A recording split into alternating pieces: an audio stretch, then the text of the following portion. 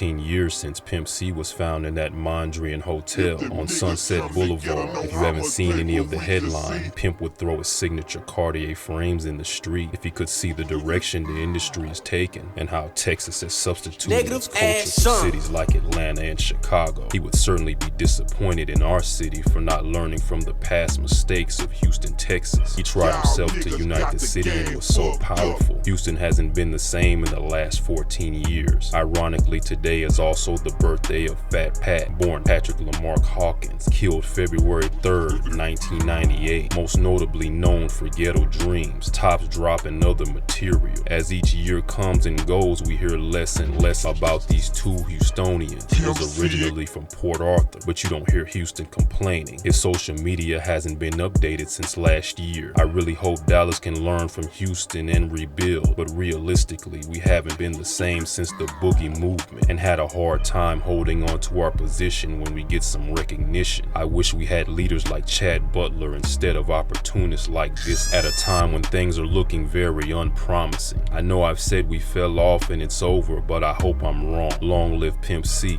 Leave a comment. My thing is this. I want us to continue getting money for the next 15 years instead of falling off and letting it go back to the west or to the east because we're not putting no social commentary into the records. And the truth be told is, look, hey man, if you started being a gangbanger after your first or your second album, you a buster.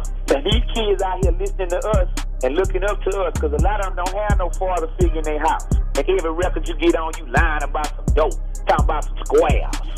Man, guess what, man? Get off the boo-boo.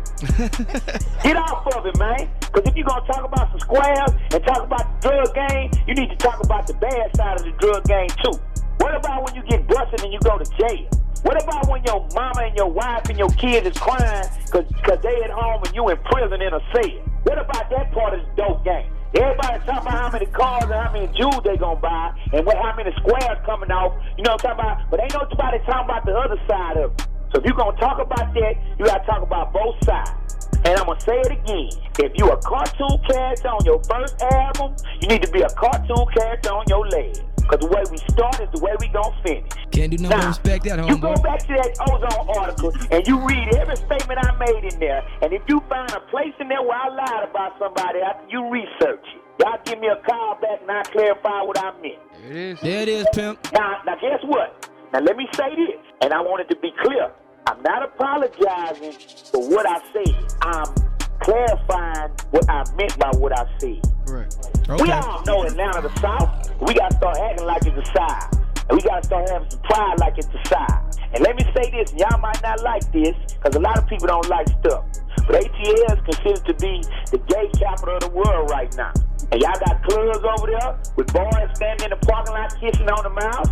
And you know, if you're gay and you're out of the closet, that's cool because everybody got their preference. But man, it's time to start cleaning up our own neighborhood because a dude from Texas shouldn't have to get on in no magazine to make you clean up your neighborhood.